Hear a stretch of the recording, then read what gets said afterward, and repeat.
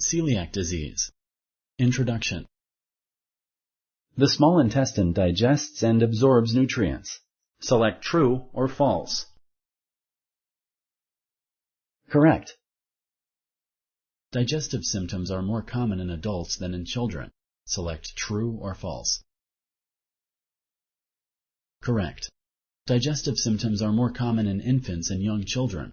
Adults are more likely to have symptoms that affect other parts of the body.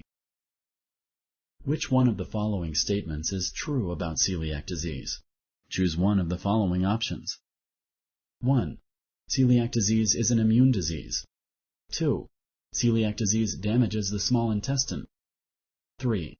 Celiac disease is genetic. 4. All of the above. Correct.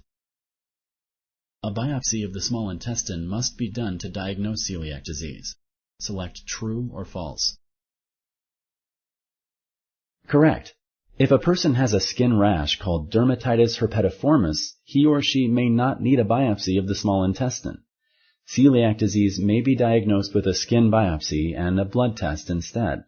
Sometimes capsule endoscopy may be used.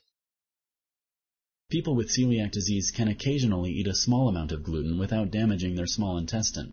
Select true or false. Correct. All gluten should be avoided.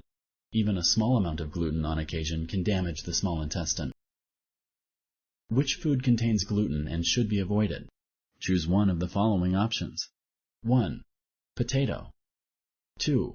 Rice. 3. Soy. 4. Wheat. Correct. A gluten-free diet means not eating foods that contain wheat, rye, and barley. Wheat and products that contain wheat should be avoided by people with celiac disease. Thank you for using Explain.